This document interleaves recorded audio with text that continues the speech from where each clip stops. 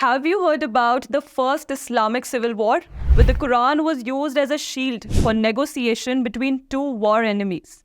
Or how Indira Priyadarshini Nehru used Gandhi as her surname to show her affiliation towards Mohandas Karamchand Gandhi? A similar dice is thrown in Indian politics today by the Congress leaders, where the name of the opposition alliance I.N.D.I.A will be used to incite a nationalist emotion, and the Congress might even call anyone leaving the alliance as a destroyer of India. This bet of the Congress seems very safe, but is actually very risky. Hello and welcome, I am Shreya and you're watching the Pamphlet. Political games under the guise of morality are a common sight to attract supporters and weaken the opposition by putting them in a moral dilemma. One of the earliest examples of this defensive aggression is that of the first Islamic civil war, where the armies of Ali, the fourth Rashidun Caliph, and Abu Sufyan's son Muawiyah came face to face. At that time, Muawiyah offered the Quran to stop the fighting. The Islamic Khalifa Ali had to agree in the name of Quran and sign a treaty against his wish. But there was a turn of events when Kharijit assassinated Ali in the mosque of Kufa, as he considered the treaty as non-Quranic. The after results were such that Muawiyah became the new Caliph of Islam by killing Ali's son Hussein.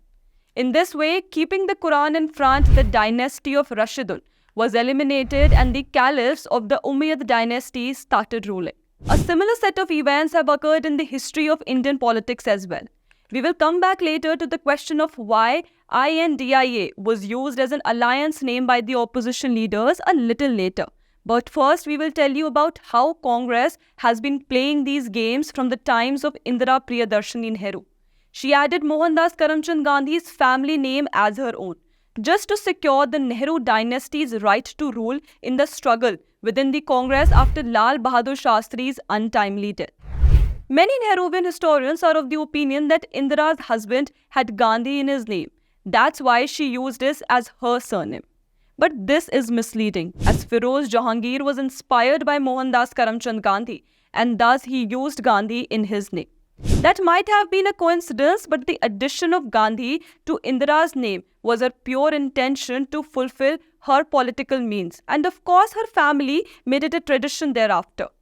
In a way, the Gandhi title gave the Nehru family a moral license to commit immorality. Indira using Gandhi in her name was also to protect herself and her family from opponents. Later, her family would ruin political stakes under the guise of his name. Even today, the Nehru family answers every allegation by using Gandhi's surname as a shield. Just like we saw in the National Herald case, where Sonia and Rahul Gandhi were released on bail despite being involved in misappropriation of the property funds. Thus, they have given a bad name to an otherwise non-political person. Now the Congress have realized that Gandhi's surname can no longer protect them. So they have now come up with another one, I.N.D.I.A. By naming the opposition alliance as I.N.D.I.A, the Congress has now silenced the opposition, because to insult India would be to insult the country. Although there is a little catch here. Just like the Congress had no background to justify using Gandhi title, they have further no justification for the name I.N.D.I.A. This move therefore is quite a risk for them.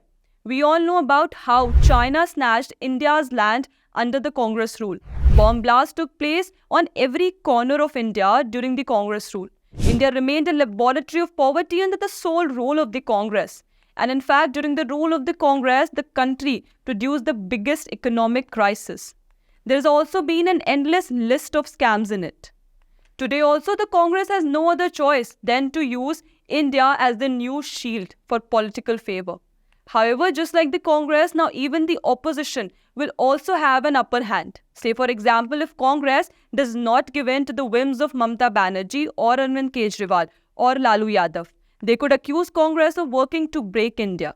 This means Congress has no option but to accept the legitimate and illegitimate talk of the allies. And if Congress does this, then Congress will be out of most of the seats, at least in eastern and northern India. And the process of limiting Congress will continue. There will be two issues as of then. First, the BJP will have an argument that if the Congress cannot run the coalition formed in the name of the country, then how will it run the country? Second issue, the Congress will have to accept that it is now only a regional party which is ruling some parts of central and south India, limited to just states and shrinking continuously. What is interesting in this whole exercise is that there is one person who seems to be enjoying it thoroughly, and that is Arvind Kejriwal. Because if the alliance continues, Kejriwal is quite likely to emerge as a national leader and an alternative to the BJP. Thank you for watching. If you like the content, do like, share and subscribe to our channel, The Pamphlet.